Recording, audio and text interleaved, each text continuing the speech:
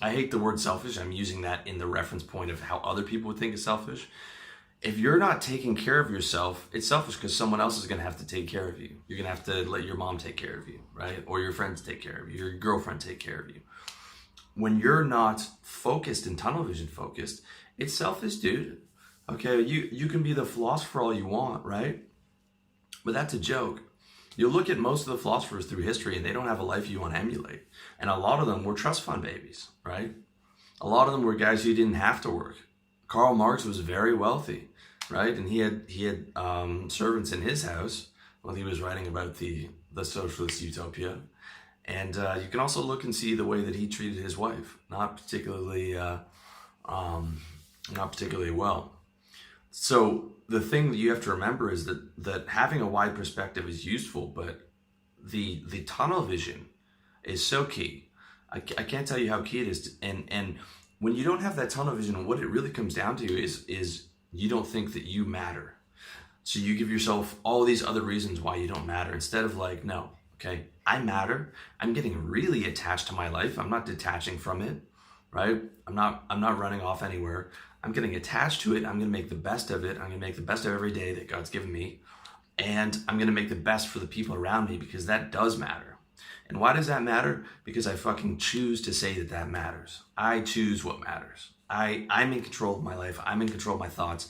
I choose what matters. And I want to feel as good as possible. And when I focus on all those areas, man, and I'm in that tunnel vision, I know that I'm going to feel as good as possible. I'm going to create as much happiness around me as possible. I'm going to create as much happiness around me to my friends as possible. I'm going to create as much happiness to my readers and my watchers and the guys who are listening on audio as possible. I'm going to make my mom happier. And that, my friends, that is how you're supposed to approach it, okay? That's when you are, by being selfish, you're actually being unselfish. By being selfish, you're actually being altruistic, right? Because I'm doing what makes me happy and the other people around me happy, and in turn, that becomes this positive generator. When you're the guy who's trying to be detached from life and you're taking the bird's eye view for everything, and you're always looking at it from, this God's eye view, or, you're outside of yourself, what you're really doing is you're saying you don't matter, and you're not taking care of your people. You're not taking care of your own finances. You're not going to be able to take care of your girlfriend. You're not going to be able to take care of any of that, right? And a lot of the time, those guys will shake their heads at someone like me and say, look at this guy. All he talks about is girls and money and, getting these things. It's like, yeah, dude, that's what guys want, man. That's what you want when you're being honest with yourself, okay? So, that's really what it comes down to, guys.